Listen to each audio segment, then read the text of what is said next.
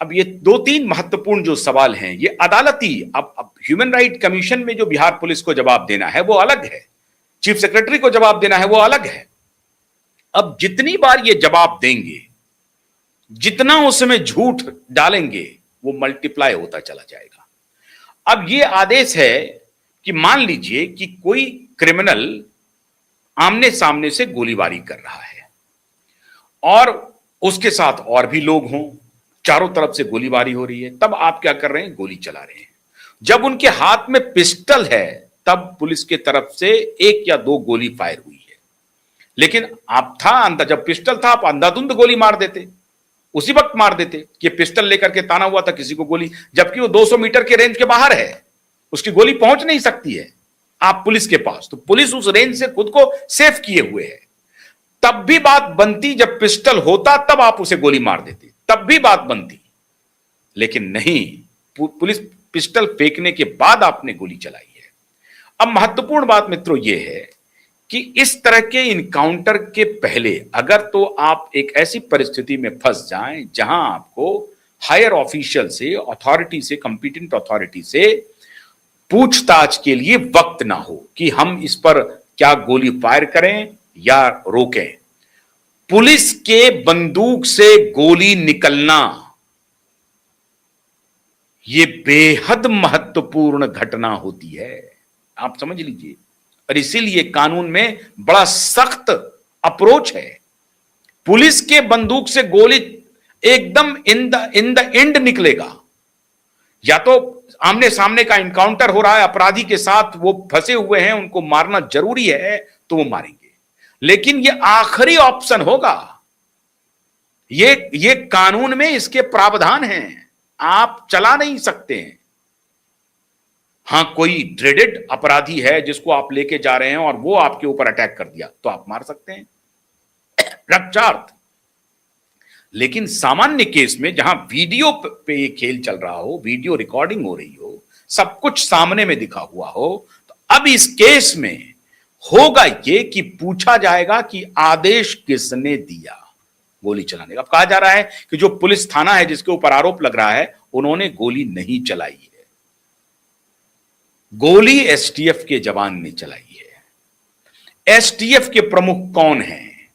या एसडीपीओ वहां पर मौजूद है, एसडीपीओ के आदेश पर चली है गोली, तो छोटे पुलिस वाले नहीं नपेंगे, इसमें बड़े पुलिस वाले नपेंगे।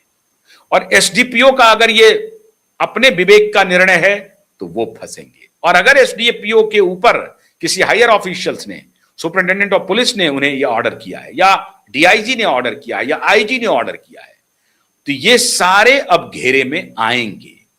अब इनकी परेशानी यह है कि ये अब इसमें मुख्यमंत्री के ऊपर भी सवाल आएगा। हालांकि मुख्यमंत्री ने एक काम किया, फौरन से पेशतर उन्होंने न्यायिक जांच के आदेश दे दिए और इमीडिएट एफआईआर भी दर्ज हो गया, क्योंकि प्रथम दृष्टिया दिख रहा है, एफआईआर भी दर्ज हो गया। और यह तब हो रहा है, केवल भोजपुर की बात नहीं है मित्रों, बिहार के पश्चिमी बिहार की कहानी नहीं है, हरियाणा, राजस्थान, गुजरात, उत्तर प्रदेश, महाराष्ट्र कि मैं देख रहा हूं लोगों की प्रतिक्रिया, इतनी बड़ी प्रतिक्रिया है कि यह आग के तरह फैल गई है खबर।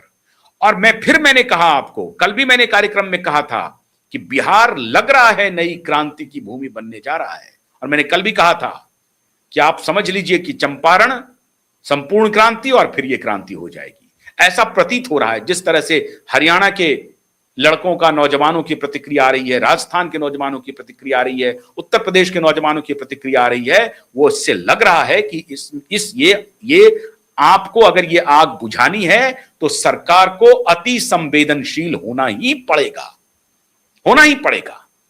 तो इसलिए वो पुलिस वाले जो या तो एसटीएफ के जवान हैं या जो वहां बिहार पुलिस के ही हैं, वो भी एसटीएफ हैं, एक विंग होता है, तो एसटीएफ के अधिकारी इसमें फंसेंगे, नपेंगे। लेकिन जिस किसी ने भी आदेश दिया हो, अगर यह आदेश पॉलिटिकल है तो समझ लीजिए वो भी नप जाएंगे, उनके खिलाफ भी यह मुकदमा दर्ज होगा। अगर SSP, SP, DIG, IG, DGP ये सब एक सुर से बोलने लगे साहब कि अंततः आदेश हमें पॉलिटिकल आया है, तो वो भी नपेंगे। मामला बहुत टेढ़ा हो गया है मित्रों, बहुत टेढ़ा हो गया है। योगी बनने चलते हैं तो योगी का कम से कम अक्ल तो लाइए, अपने पुलिस को ट्रेन कीजिए, पुलिस को ट्रेन कीजिए कि वर्दी आपको गंभीरता के लिए दी गई है, जिम्मेदारी के लिए दी गई है, गुंडागर्दी के लिए नहीं दी गई है। आप गुंडागर्दी पर उतरेंगे तो आपकी गुंडागर्दी उतर जाएगी, आपकी वर्दी उतर जाएगी। अब आप नप गए, हो सकता है कि फांसी की सजा भी हो जाए। अभी आपने देखा तमिलनाडु में 9 पुलिसकर्मियों को फांसी की सजा हुई है, 9 पुलिसकर्मियों को। तो ध्यान रखिए, आप फांसी की सजा भी हो सकती है और आजीवन कारावास भी हो सकती है। जिंदगी तो नरक हो गई आपकी, आप मान के चलिए आप। और जिस तरह से आपने अब सिस्टम को एक्सपोज किया है, पूरा सिस्टम एक्सपोज हो गया।